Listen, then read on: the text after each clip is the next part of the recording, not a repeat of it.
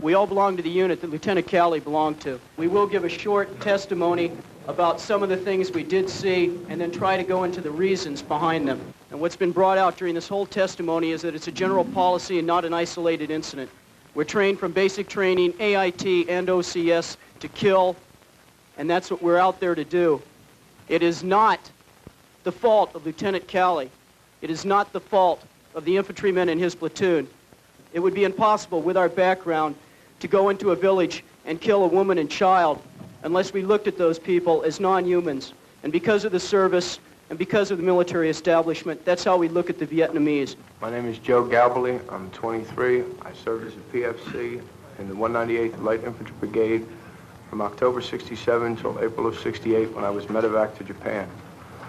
My testimony will deal with the gassing of hungry children, the use of scout dogs on innocent civilians, the indiscriminate leveling of villages, killing of livestock, and pollution of water supply. In other words, they made it totally impossible for these people to live in their ancestral homelands again. My name's John Beitzel. I'm 21. This is a picture of me taken while I was in Vietnam, from January of 1969 to January of 1970. I served in the 11th Brigade, 4th of the 21st Infantry. I served as a sergeant and a squad leader. I worked in Quang Ngai Province. I worked around My Lai and Duc Pho. I've witnessed the mutilation of bodies. This consisted of cutting off ears, plucking out teeth for souvenirs. This picture was taken after a firefight. They're plucking out a gold tooth that he had in his mouth. At this point, they had already cut off his ears, and they had already cut off the ears of a couple other NVA that we had killed. At the time it happened, it didn't even seem like aberrant behavior. The reason that things like this can occur is because of the dehumanization process that we go through during our training. Also, there were officers present. They didn't stop it or say anything about it. This is a prisoner being brought in. He was a VC suspect. He was beat on the way in, and he was cut with a bayonet on his back and on his chest. This is where he was being held at. It's a very small enclosed area. They couldn't even stretch out in this area. It was about 2.5 feet high. The only thing they could do was squat. There were very often maybe 4 or 5 or 6 people held in this little small area. In this picture, the prisoner is being interrogated. The field telephone in the foreground is what they use to torture him. It's a generator type of phone where you hook up the wires to different parts of the body, like the ears, the tongue, the fingers, and then you crank up the field phone, and this produces an electrical shock. He was tortured to the point where he just conked out. Things like this happened all the time. Common things in my company were throwing grenades into civilian bunkers. We once threw a white phosphorus grenade, and a lot of times I never thought people were in these bunkers, but an old man came out when we threw this white phosphorus grenade in, and he was all singed and burned. This picture was taken about 10 miles from My Lai. One of the first things we did when we got to the Ville was to chase the people out of their homes and herd them into the center of the Ville. This was a VC suspect Ville. There were no military-age people in the Ville. All the people that we rounded up were civilians. There were women and children and old people. They would usually grab all their belongings because very often GIs would then commence to burn down the hooches. We didn't burn them down in this Ville, but we burned about 90% of the villas that we went through. And then the people would either be left there or sent off to relocation camps. One particular operation was a 3-day operation where we took all the villagers out of the village, put them in a barbed wire compound, interrogated them, tortured some of them, beat some of them, and then we had supplies brought in, Bangalore torpedoes, all types of explosives to just level the Ville and just get rid of anything, make it look like there was never a Ville there. My CO once fired at a group of kids merely because they came up to our hill to collect sea rations. We were also ordered to fire gas grenades at them. There was a big pressure for body count. We had a very low body count in our company, and we had a lot of pressure come down from the battalion commander to the company commander and down on to us. We were given new incentives to get a higher body count, such as a 6-pack of beer or a case of soda, and sometimes a 3-day pass, you know, for the amount of body count we had. One incident, we were working with another company in our battalion, very close with them. Both companies were on the same radio frequency. Came over the radio, the other company told us to pass on to our higher command that they had a body count of 13. So we passed it on up. They were too far to have radio contact. So we passed it on up. Then later, one of our platoons went into the Ville, and they said, we can confirm the body count of that company. Said there's 9 women, 3 children, and 1 baby. This is a patrol in a free fire zone. A free fire zone is an area which is suspected of being used by the VC or the NVA. Anyone in a free fire zone is shot at, whether they're man, woman, or child, or whether they're armed or not. These things that I'm telling about, relocation of villages, burning villages, torturing, recon by fire, free fire zone, they were all common. They weren't isolated. We did them wherever we went.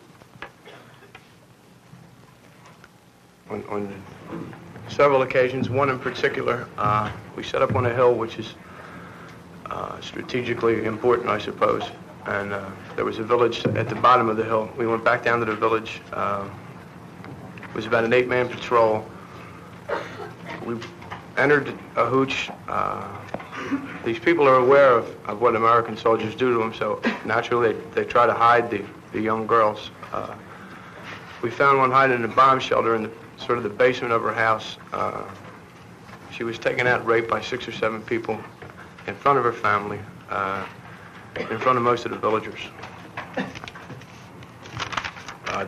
This wasn't just one instance. This is just the first one that I could remember, but I know of 10 or 15 of such instances at least. The gentleman on my left can corroborate my testimony, as we were together the whole time, served in the same squad in the same company.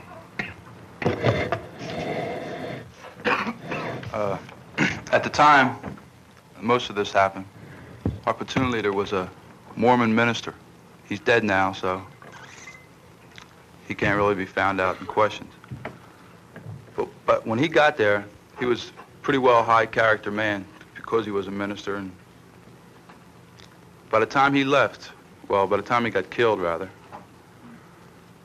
he was condoning everything that was going on because it was a part of policy. If nobody tells you that it's wrong, then you do it anyway. And this is how it changed him around. I did not see this personally, but later on, the guys were bragging about it. Some of the other men, they had, in Vietnamese, yelled down the bunker, "Is anyone there?" And simultaneously, while they're yelling this, they drop a grenade in. I went up to the bunker later. There was I think what was a little boy and a little girl killed, and there was an old lady in there. And the feelings that I had were rather mixed. I was, rather shocked, because they were bragging about this. They thought it was rather humorous. But at the same time, it seemed to be more or less something that was socially acceptable. We weren't really, concerned that, these were little kids, but that what we were concerned with is that they had slanted eyes, were Vietnamese, and that was enough to justify it. It was just, well, that's war. I had written a friend of mine that was also in the Army, in Nam, at that time, and I told him about this incident. And I'd like to read you his reply and show you that, this was not only a feeling among our company, among myself, but universally feelings of the men, Americans over there. What he said was, "You guys are killing off kids, huh? Ain't no big thing. They're the same. I hate all these gooks, VC or not. I really feel ashamed of myself. I find it embarrassing to admit that I am a Vietnam veteran. And this was only, one of many incidences. It was nothing as huge as My Lai, but it was still 3 human lives."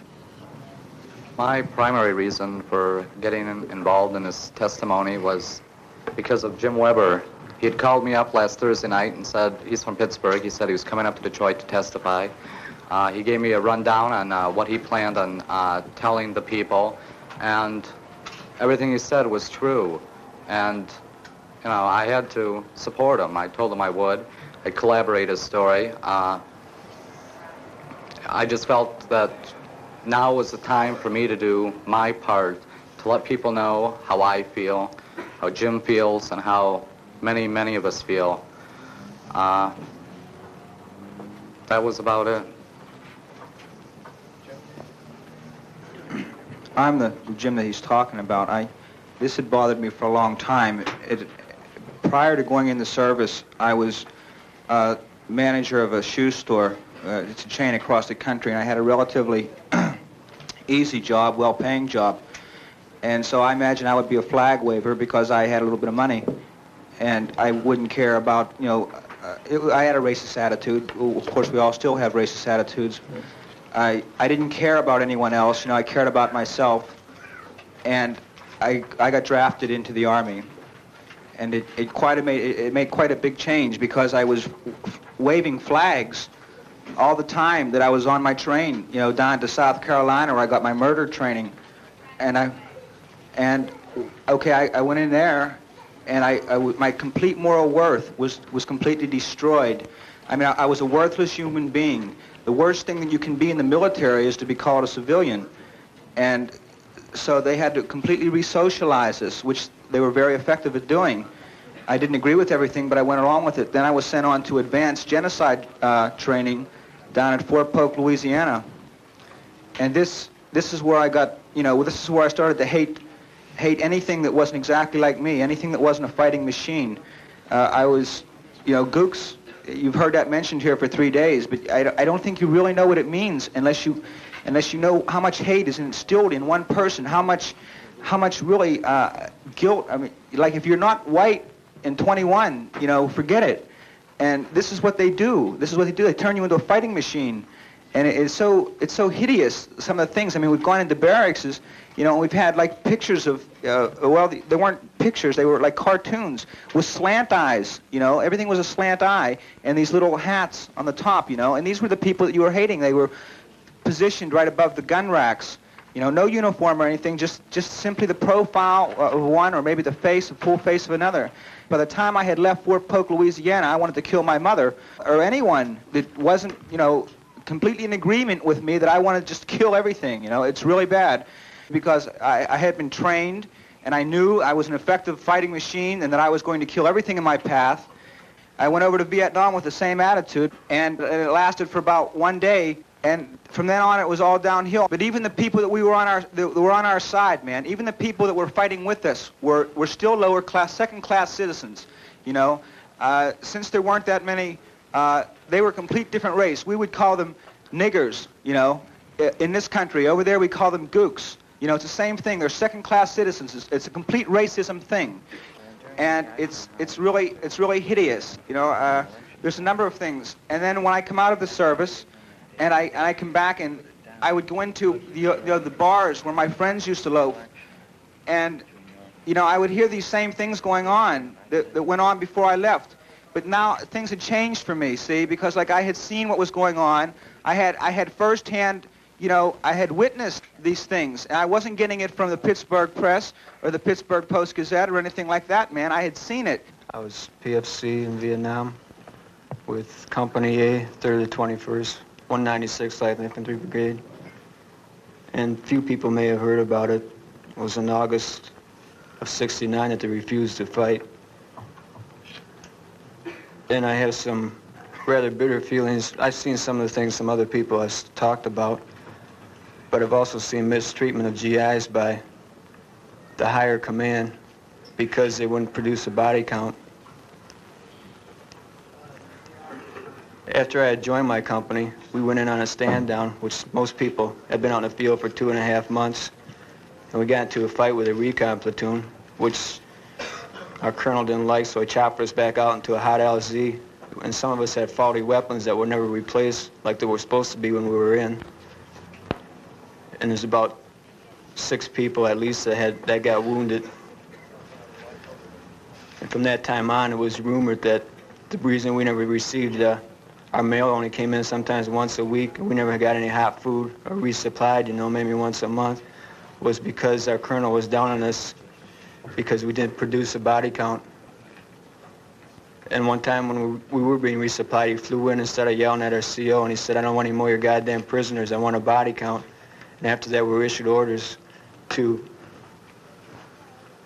well, we were told we were in a free fire zone, and anybody we saw that was over 12 years of age, or we thought, and was a male, was to be considered the enemy and engaged as such. And I was told that the battalion commander before that had told the troops not to fire at anybody unless they were seen with weapons.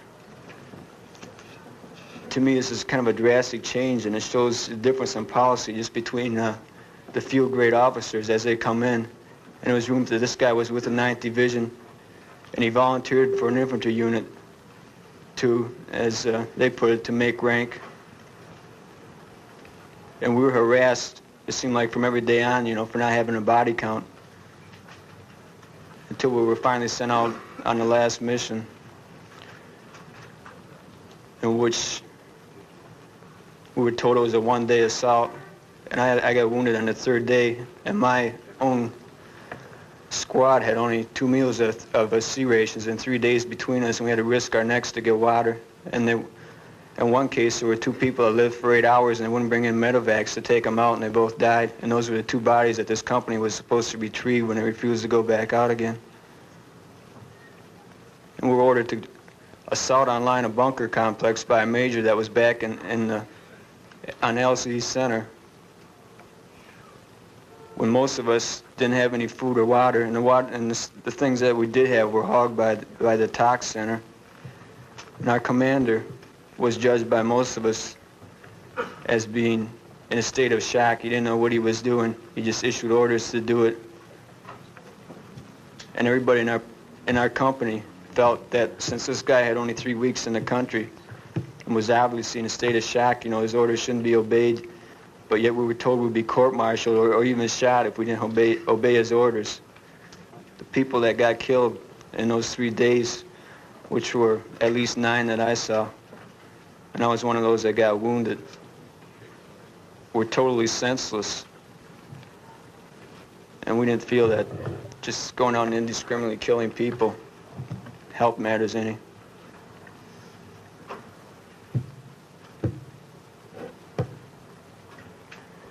I just don't think it's right to draft somebody and send them to an undeclared war that has moral connotations that are mostly bad, and subject them to just the mental treatment that some of these guys go through. And I think a lot of them feel that it's more the fault of their country than the people they're fighting against. That's all I'd like to say for right now. My name is Kurt Wintergratsky. I was Spec 4 in the Murietta Division 11th Brigade, 59th Scout Dog. And I don't know what to say. I've been here for 3 days, listening to, people come up here and tell whatever war stories they have and whatnot. And as I said, I worked for Scout Dog, and I worked with different companies of different battalions in our area. And I got to rap with the guys, and I just know that, and we learned somewhere along the line that a dink was less than a person. And these things go on, they really happen. I don't know how to, man, I can't talk, I can't tell you people incidences or whatever you want to hear. I'm just here because it goes on and somebody's got to do something. And here I am,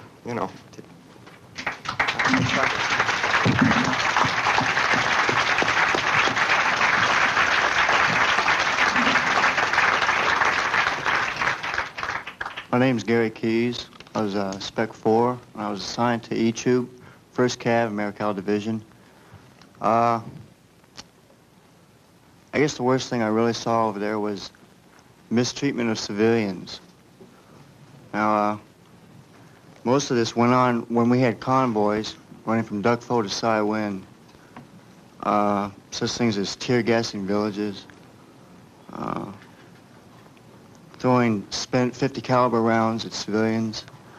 Sometimes there were instances where children were reported with split skulls from a thrown .50 caliber round.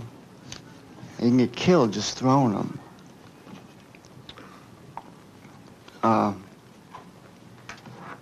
Running down hooches, doing donuts and rice paddies, destroying their crops. The worst thing I ever really saw was we were on a mission. We were taking some grunts out on a beachhead, and there were some fishermen out in the ocean. And a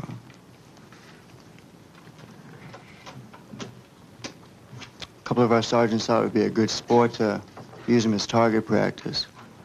So they swung their .50 calibers around, and they just shot the shit out of them. For no reason, I guess. And I'm no better. A lot of times on mine sweep, we'd pass a lake, also running from Duckfo to Cy Wind. And there'd be fishermen in this lake, and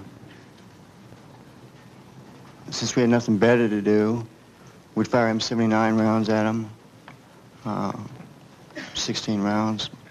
Sometimes M60s. We'd call for a test fire, and sort of aim their way, hoping we'd hit somebody. I can't really say why we did it. Maybe it was because we were taught to hate him. I was told by my own lieutenant, well, he saw me wearing one of these bracelets. He asked me why I was wearing it. I told him, I said, well, a Vietnamese boy gave it to me. I said he was a token of his friendship, really. He liked me and I liked him. We gave each other gifts, I suppose. And he told me to take it off. And of course I didn't agree. I didn't want to take it off. I didn't feel I should. But he told me these are the same people. He says, why do you accept gifts from the same people that go out and put mines in the roads and blow up your buddies? And he told me if I didn't take it off, he'd go to more, maybe drastic measures. I don't know. He just dismissed me. But I don't know. I don't want to give any blood stories or nothing. I just can't do it. I just want you to know that the people over there aren't really being treated as human beings. They're being treated as slaves, let's say. Maybe not even slaves. I don't know. I just don't know what to say. I just wanted you to know about it.